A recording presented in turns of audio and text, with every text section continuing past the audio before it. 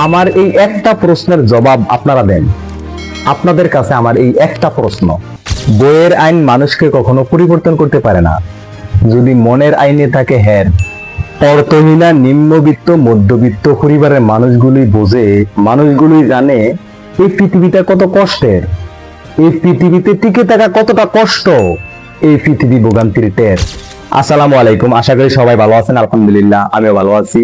ভিডিওটা শুরু করার আগে সবার কাছে ছোট্ট একটা রিকোয়েস্ট, আপনি যদি এই চ্যানেলে নতুন দর্শক হয়ে থাকেন তাহলে অবশ্যই চ্যানেলটা সাবস্ক্রাইব করে পাশে থাকা বেল আইকনটি প্রেস করে রাখুন। যদি আগে থেকে চ্যানেলটি সাবস্ক্রাইব করে থাকেন তাহলে থ্যাংক ইউ সো মাচ। যদি ভিডিওটি ফেসবুক পেজ থেকে দেখে থাকেন তাহলে অবশ্যই পেজটি ফলো করতে ভুলবেন না।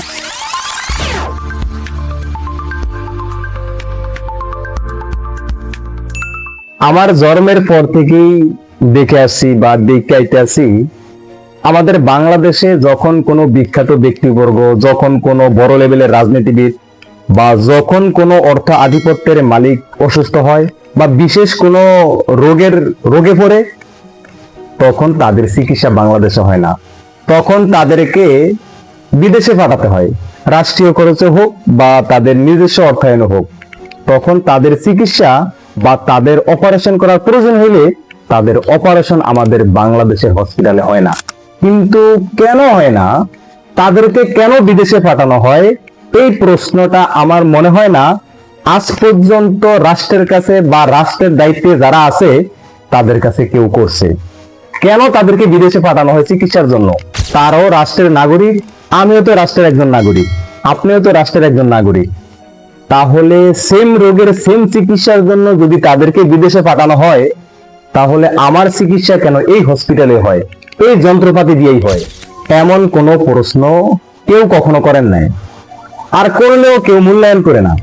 কারণ যার টাকা নাই, যার অর্থ আধিপত্য নাই, যার ক্ষমতা নাই, তার কথার কোনো মূল্যায়ন এই পৃথিবীর বুকে নাই। সে যে একজন বাংলাদেশের নাগরিক, সেই নাগরিক হিসেবেও তারে কেউ গ্রহণ করতে চায় না।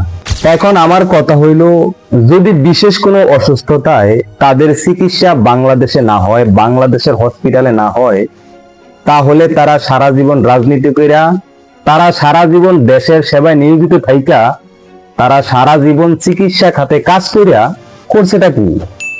তারা তো এখনো বলে আমরা সদা সর্বদা দেশের সেবায় নিয়োজিত। আজকে তাদের চিকিৎসাও বাংলাদেশের মাটিতে হয় না, আজকে তাদের চিকিৎসার জন্য বাংলাদেশের বাইরে বিদেশের মাটিতে পাঠাতে হয়। এই সমস্ত বিষয়ে কেউ কখনো প্রশ্ন করে না, যদিও মাঝে মাঝে কেউ প্রশ্ন করে, তখন তার প্রতি উত্তরে তারা বলে তাদের অপারেশন বাংলাদেশের হসপিটাল হয় না। বাংলাদেশের হসপিটালে যে সমস্ত যন্ত্রপাতি আছে এগুলি দিয়ে তাদের চিকিৎসার, তাদের রোগের অপারেশন করানো সম্ভব না। এই ভাষ্যটা আমাদের মতো মধ্যবিত্ত নিম্নবিত্ত দিনমজুর খেটে খাওয়া মানুষের জন্য যতটা দুঃখজনক, আমি মনে করি তাদের জন্য ততটাই লজ্জাজনক।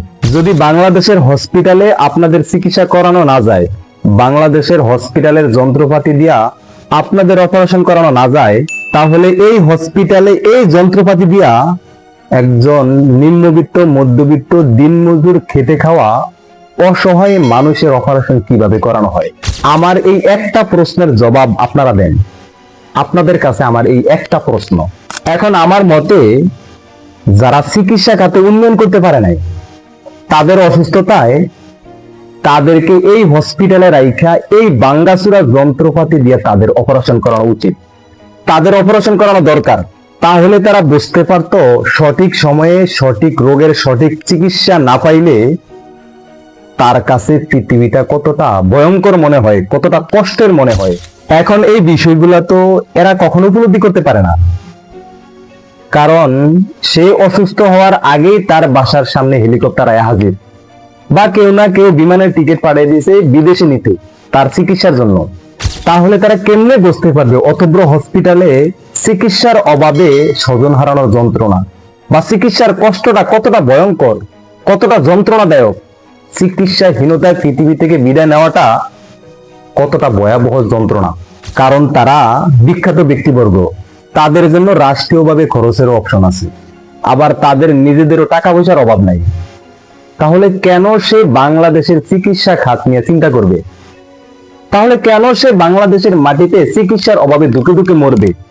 বা বাংলাদেশের মাটিতে চিকিৎসার অভাবে দুঃখে দুঃখে মরা এই সমস্ত মানুষের এই সমস্ত বিষয়গুলো নিয়ে চিন্তা করবে। কারণ তার টাকা পয়সার অভাব নাই, তার বিদেশের মাটিতে বাড়ি গাড়ির অভাব নাই। ভাই বিশ্বাস করেন, এই সমস্ত কথাগুলা শুধু আমার একার কথা না, এই কথাগুলো বাংলাদেশের 18 কোটি বলেন, 20 কোটি বলেন বা 22 কোটি বলেন, যাই বলেন না কেন, এর ভিতরে অন্তত 15 কোটি মানুষের এই অন্তরের কথা হয়তোবা তারা বলতে পারে না, বলার অপশন পায় না।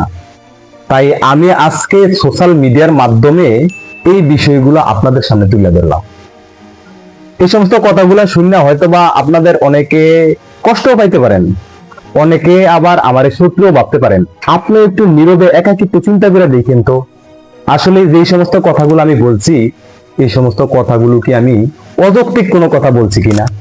কারণ বাংলাদেশের মাটিতে দুঃখে দুঃখে মরবে যে নিম্নবিত্ত, যে মধ্যবিত্ত, যে দিনমজুর, সে কোনো বিখ্যাত ব্যক্তিবর্গ না, কোনো রাজনীতিবিদ না।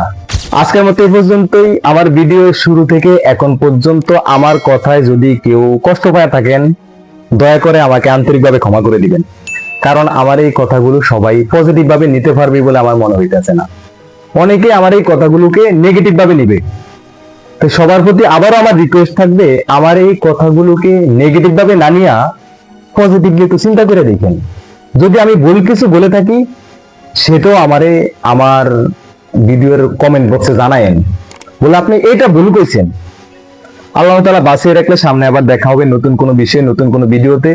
দোয়া করি আল্লাহ তাআলা সে পর্যন্ত সবাইকে ভালো রাখুক, সুস্থ রাখুক। আজকের মতো বিদায় নিচ্ছি। আল্লাহ হাফেজ।